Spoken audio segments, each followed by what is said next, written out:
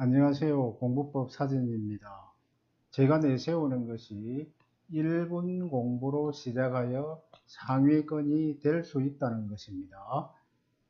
오늘은 2학기 첫째 주 공부는 어떻게 할까 라는 내용으로 이야기하겠습니다. 다른 학교는 지난주부터 개학을 한 학교도 있지만 아마 이번 주부터 개학하는 학교가 많을 겁니다. 그래서 2학기 시작이 되었는데 공부를 어떻게 하면 좋을까 라는 내용에 대해서 다루겠습니다. 너무 열심히 하려고 하지 마세요. 열심히 하면 힘듭니다. 몸이 상합니다. 그래서 제가 내세우는 것은 몸을 움직여 쉬어가면서 아니면 1분 공부로 차근차근 적은 노력을 들여도 효율적으로 공부하자는 겁니다. 우선 중하위권 학생들은 상위권이 되는 것을 목표로 하는 게 좋을 것 같습니다. 상위권이 된다면 자기 나름의 방식대로 공부해도 되겠죠. 자신감이 있으니까 자기 나름의 방식대로 해도 좋을 것 같습니다. 1분 공부로 시작해가지고 상위권이 되는 가장 쉬운 방법은 장기 기억에 남기기 위해서 오늘 배운 것을 반드시 오늘 바로 복습하는 것입니다. 공부의 최초의 목표는 열공하여 공부한 내용을 장기 기억에 남기는 것입니다. 열공했는데 배운 내용이 기억에 남지 않는다면 그것은 헛수고나 마찬가지입니다. 공부를 하지 않은 것과 똑같다는 거죠. 기억의 원리를 살펴보면서 이빙하우스의 망각곡선을 살펴보면서 복습을 언제 하는 것이 가장 효과가 있을까를 한번 살펴보겠습니다. 먼저 우리의 뇌가 어떤 것을 기억에 남기는가? 첫 번째는 충격적인 사건, 강한 자극이 오는 것을 기억에 남깁니다. 그럼 두 번째는 반복적인 사건이 기억에 남겠죠. 자, 이것을 공부에 적용한다면 강한 자극을 주기 위해서 인출하기 방식으로 공부하는 것이 좋은 방법입니다. 공부한 것을 떠올려 본다든지 백지 테스트를 한다든지 혼자 강의를 한다든지 이런 방법이 있는데 조금 뒤에 다시 자세히 설명드리겠습니다. 두 번째는 반복적인 사건을 기억합니다.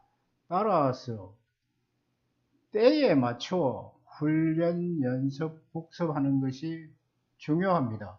여기서 중요한 말이 때에 딱딱 맞추어 훈련, 연습, 복습한다는 것입니다.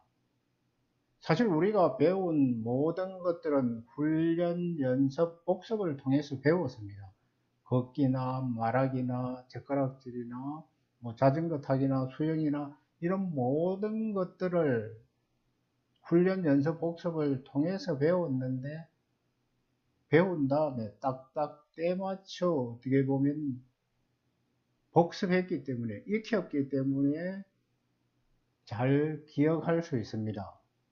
이런 기억의 원리를 이야기했는데 에빙하우스의 망각곡선을 살펴보면서 복습을 언제 하는 것이 가장 효과가 있을지 한번 살펴보겠습니다.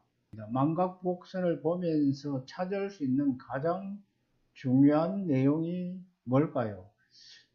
여기 보면은 4 내지 5회 주기적인 복습을 해야 한다.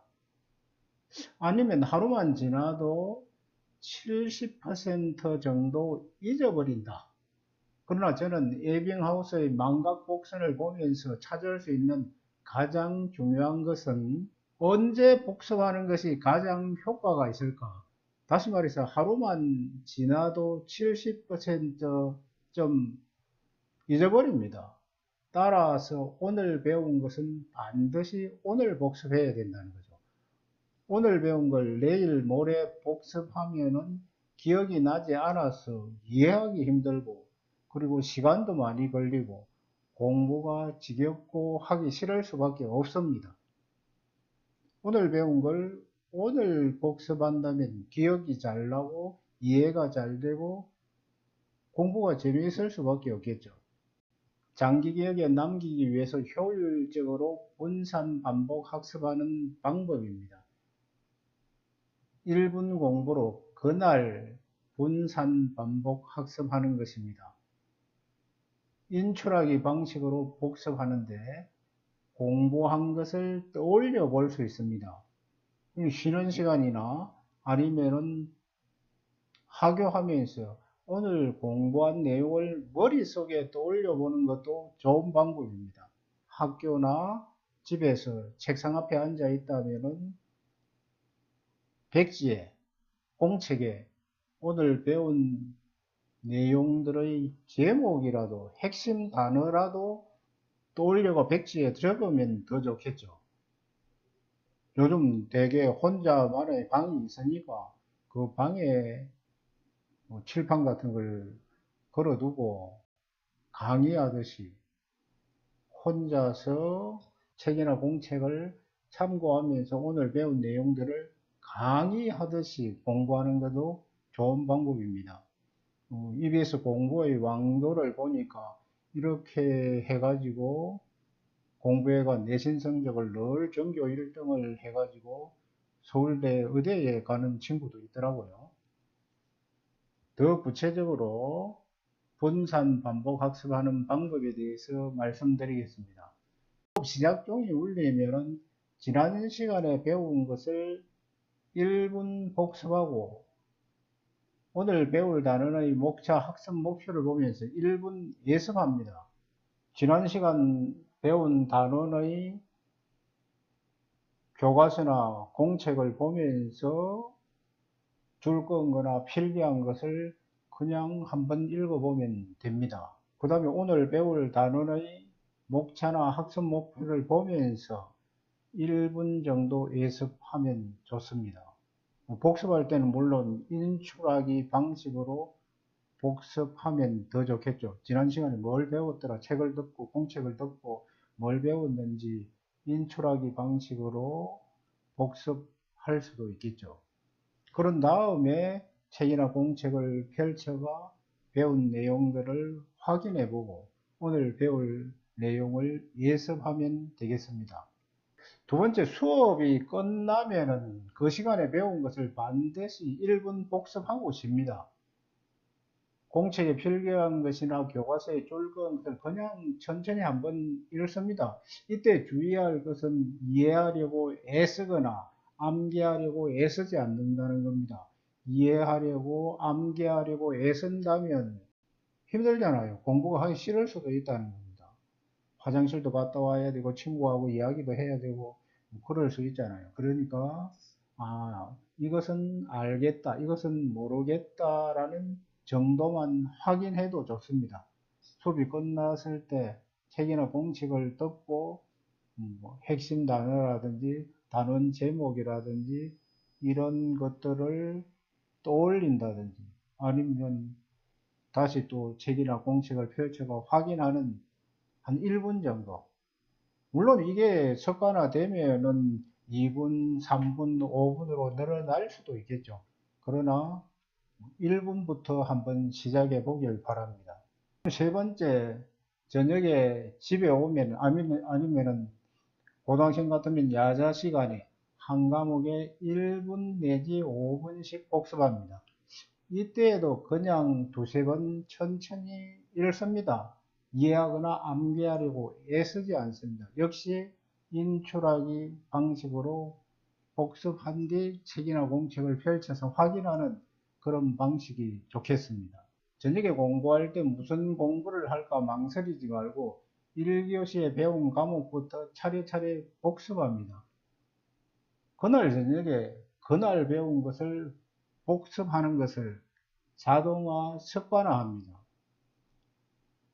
복습을 한 뒤에 그 다음에는 오늘 내어준 숙제를 하고 그래도 공부를 더 하고 싶다든지 시간이 남는다면 조금 전에 5분 복습할 때 부족한 과목이나 또는 읽고 싶은 책을 읽어도 되겠죠. 그렇죠.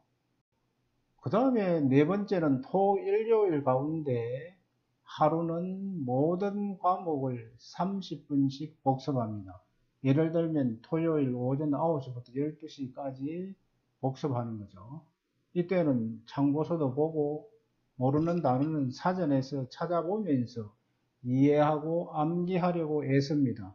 역시 이것도 첩의 인출하기 방식으로 책이나 공책을 듣고 기억을 떠올리고 아니면은 백지 테스트를 하면서 적어 본 다음에 책이나 공책을 펼쳐서 확인하는 방식이 좋겠습니다. 토요일 오전에 1시간 하고 오후에 2시간 할 수도 있고 한꺼번에 3시간을 할 수도 있고 어떻게 보면 오전, 오후, 저녁 1시간씩 하는 게 더 지겹지 않고 재미있게 할 수도 있겠죠. 참고할 동영상은 장기 기억에 남기기 위해서 분산 반복 학습하는 공부 방법 영상하고 분산 반복 학습 공부 방법, 저는 이걸 11530 공부법이라고 이름을 붙였거든요.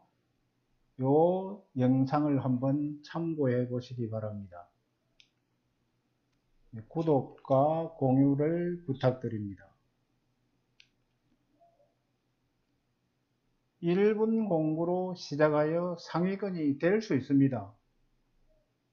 지금까지 공부법 사전입니다.